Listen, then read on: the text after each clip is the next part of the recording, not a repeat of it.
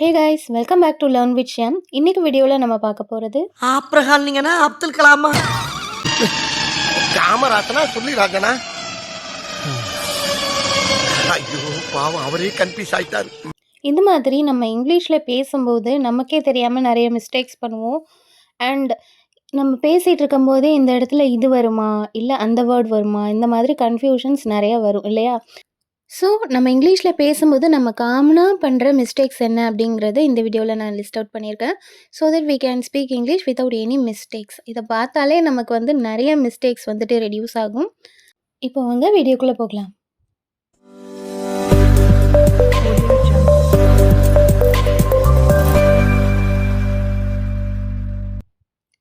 Number 1, அவ beach போகிறா. She go to beach. இதில் என்ன மிஸ்டேக் இருக்குது அப்படின்றத கண்டுபிடிங்க. இப்போ பார்க்கலாம். பொதுவாக ஹீ, ஷீ, இட் இதுக்கு பக்கத்தில் வர வேர்ப் இல்லைனா ஆக்ஷன் வேர்டு எப்போவுமே எஸ்ல எண்ட் ஆகும் அப்படின்றத ஞாபகம் வச்சுக்கோங்க. For example walks, talks, runs, goes, comes இந்த மாதிரி தான் வரும். So the correct sentence is she goes to beach.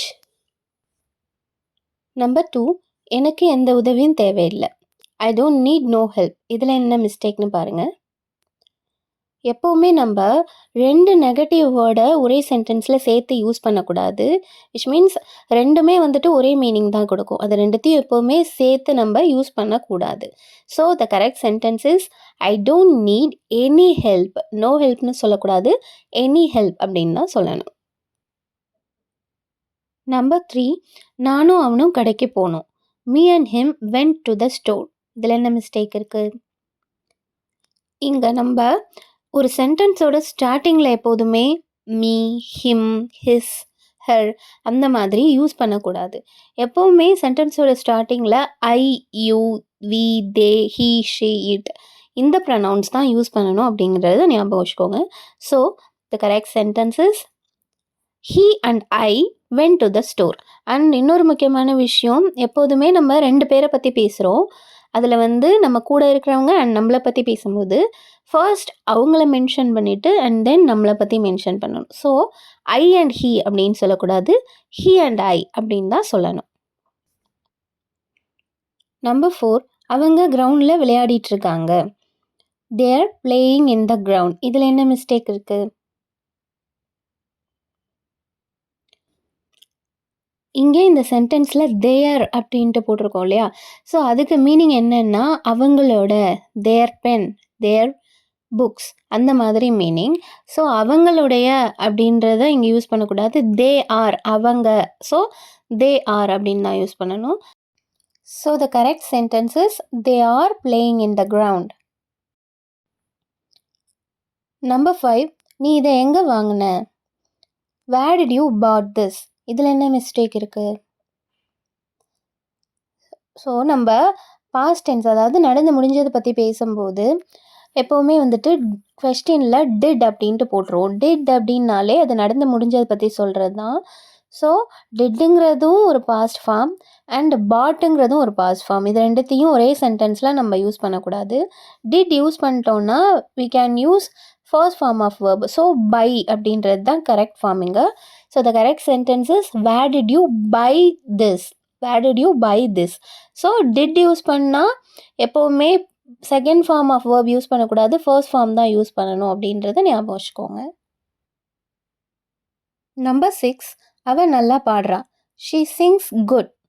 இதில் என்ன மிஸ்டேக் இருக்குது? பொதுவாக ஷீ சிங்ஸ் வெல் அப்படின்னு தான் சொல்லணும். ஏன்னா நான் எக்ஸாம் நல்லா பண்ணியிருக்கேன், அவன் நல்லா பாடுறா, அவன் நல்லா படிப்பான், இந்த மாதிரி இடத்துலலாம் நம்ம குட் அப்படின்னு யூஸ் பண்ணக்கூடாது, வெல் அப்படிங்கிறது தான் யூஸ் பண்ணணும். She Singh well, he did the exam well அந்த மாதிரி தான் யூஸ் பண்ணணும். குட் எந்த இடத்துலலாம் யூஸ் பண்ணலான்னா, ஒருத்தவங்களோட கேரக்டரை பற்றி நம்ம சொல்லுவோம் இல்லையா? ஸோ அவன் நல்ல பையன், அவன் நல்ல பொண்ணு, இந்த மாதிரி இடத்துல நம்ம குட் யூஸ் பண்ணலாம். She is a good girl, he is a good boy அந்த மாதிரி சொல்லலாம். அண்ட் தென் அவன் நல்ல மார்க் எடுத்திருக்கான், அவன் நல்ல வேலையில் இருக்கான், இந்த மாதிரி சொல்கிற இடத்துல we can use good. she has scored good marks, he has got a good job இந்த மாதிரிலாம் சொல்கிற இடத்துல நம்ம குட் யூஸ் பண்ணலாம். So good marks, good job, good person இந்த மாதிரி தான் நம்ம குட்டை யூஸ் பண்ணணும். நம்பர் 7, இது ஒரு நல்ல நாள். இட்ஸ் அ பியூட்டிஃபுல் டே. இதில் என்ன மிஸ்டேக் இருக்குது? இங்கேயும் வந்துட்டு நம்ம தே ஆர் தேர் அப்படின்னு ஒரு எக்ஸாம்பிள் பார்த்தோம் இல்லையா? ஸோ அதே மாதிரி தான் இங்கே அப்பாஸ்டஃபி போட்டு எஸ் போட்டால் இட் இஸ் அப்படின்னு அர்த்தம். இதுவே அப்பாஸ்டஃபி போடாமல் எஸ் போட்டால் இட்ஸ். அதோட அப்படின்னு அர்த்தம். அதோட போன், அதோட ஹேர், அதோட லீஃப், அதோட பிரான்ச்சஸ் இந்த மாதிரி சொல்கிற இடத்துல நம்ம அப்பாஸ்டஃபி போடாமல் எஸ் போடுவோம். ஸோ இதை போயிட்டு நம்ம வந்துட்டு இட் இஸ் அப்படின்றதுக்கு பதிலாக ரீப்ளேஸ் பண்ணக்கூடாது. இட் இஸ் அதோட ஷார்ட் ஃபார்ம் தான் இட்ஸ் அப்பாஸ்டஃபி போட்டு எஸ் போடுறது. ஸோ அந்த இடத்துல நம்ம வந்து அப்பாஸ்டஃபி போட்டு போடுற எஸ் தான் யூஸ் பண்ணணும் இட் இஸ்க்கு பதிலாக. நம்பர் 8, அவ ஒரு தொழிலதிபர். தானாகவே ஏதாவது பிஸ்னஸ் வச்சு ரன் பண்ணுறாங்க இல்லையா சொந்தமாக, அவங்கள தான் வந்து நம்ம ஆன்ட்ரப்ரனர் அப்படின்னு சொல்லுவோம். இந்த இடத்துல என்ன மிஸ்டேக் அப்படின்றத கண்டுபிடிங்க. இந்த ஆன்ட்ரப்ரனர் அப்படின்ற வேர்டு இருக்கு இல்லையா? ஸோ இது வந்து எந்த சவுண்டில் ஸ்டார்ட் ஆகுது அப்படின்ட்டு கவனிங்க. ஆனுங்க ஸ்டார்ட் ஆகுதா? இப்போது அதுக்கு முன்னாடி ஏ வருமா இல்லை ஆன் வருமான்றதை நம்ம எப்படி கண்டுபிடிக்கணும்னா, ஸ்டார்டிங் சவுண்ட் வந்து நம்ம தமிழ் உயிரெழுத்துக்கள் இருக்கு இல்லையா? ஐஇ. ஸோ இந்த உயிரெழுத்தில் ஏதாவது ஒன்றா இருந்துச்சு அப்படின்னா நம்ம வந்து ஆன் அப்படின்றது யூஸ் பண்ணணும். அப்படி இல்லைன்னா தான் அப்படின்னு யூஸ் பண்ணணும். ஸோ இங்கே ஆன்ட்ரப்ரனரோட ஸ்டார்டிங் சவுண்ட் என்ன? அப்போது அது உயிரெழுத்தில் வருது இல்லையா? அதனால வந்துட்டு நம்ம ஆன் ஆன்ட்ரப்ரனர் அப்படின்னு தான் சொல்லணும். ஏ ஆன்ட்ரப்ரனர் அப்படின்றது wrong. So the correct sentence is she is an ஆன்ட்ரப்ரனர்.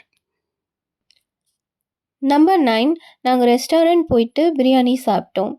We went to restaurant and eat biryani. இதில் என்ன மிஸ்டேக் அப்படின்றத கண்டுபிடிங்க.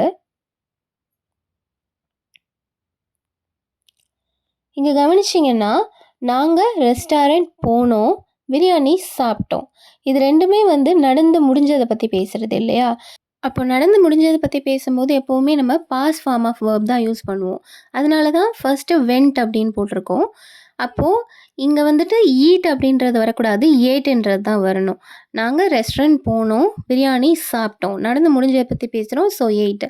இதே மாதிரி தான் நம்ம வந்து மற்றவங்கள்ட்ட பேசும்போது பாஸ்டில் நடந்ததை பற்றி பேசிகிட்டு இருக்கோம் அப்படின்னா ஃபுல்லாகவே பாஸ் ஃபார்ம் யூஸ் பண்ணி தான் பேசணும். ஸோ ஒரு சென்டென்ஸ் பாஸ்டில் சொல்லிட்டு ஒரு சென்டென்ஸ் வந்து ப்ரெசன்ட் ஃபார்ம் யூஸ் பண்ணி சொன்னோன்னா அது வந்துட்டு ராங்.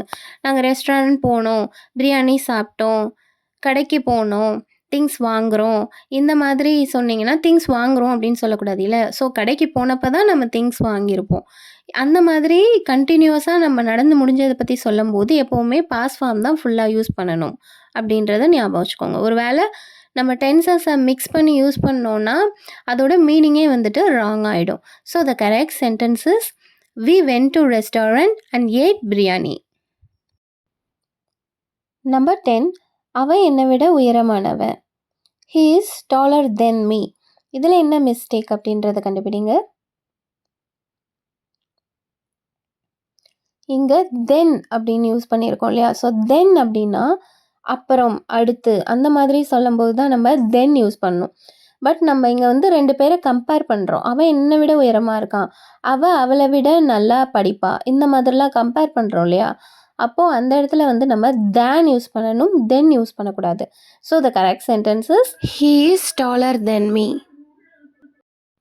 இது வரைக்கும் நம்ம ஒரு 10 சென்டென்சஸ் பார்த்தோம். அதில் என்னென்ன மிஸ்டேக்ஸ் இருந்தது அண்ட் அதை கரெக்டாக நம்ம எப்படி பேசணும் அப்படின்றத பார்த்தோம். இந்த வீடியோ உங்களுக்கு யூஸ்ஃபுல்லாக இருக்கும் அப்படின்னு நினைக்கிறேன். இதில் ஏதாவது டவுட்ஸ் இருந்துச்சு அப்படின்னா நீங்கள் காமெண்ட் செக்ஷனில் கேளுங்க, நான் உங்களுக்கு ரிப்ளை பண்ணுறேன். அண்ட் இந்த வீடியோஸ்லாம் உங்களுக்கு கரெக்டாக வரணும்னா மறக்காமல் லேர்ன் விஷயம் சேனலுக்கு சப்ஸ்கிரைப் பண்ணிவிட்டு அப்படியே பக்கத்தில் இருக்கிற பெல் ஐக்கனையும் கிளிக் பண்ணிவிடுங்க.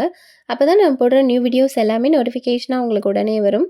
I'll meet you all with a new topic in a new video. Until then, it's bye from Shyam.